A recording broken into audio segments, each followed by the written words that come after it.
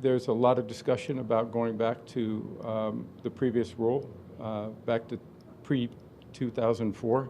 It's a dispute about how long that rule was in play, but the reality of it is I think that's makes a lot of sense in many ways, because I think it expands it beyond just that single play. There are a lot of plays where you see someone pulling or pushing somebody that are not in the tush-push formation that I think do have an increased risk of injury. And so I think the committee will look at that and come back in May with some proposals.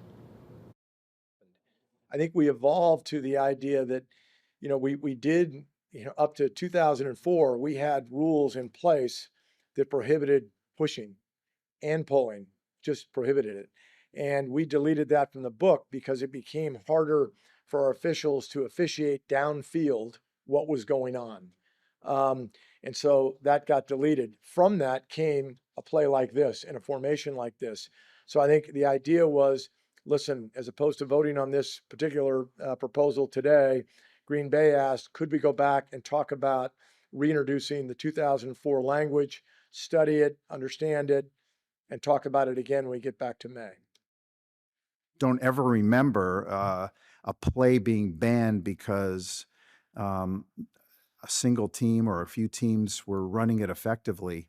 So it's part of what I think, I personally, and I think most of us love about football is it's a chess match. Let the chess match play out.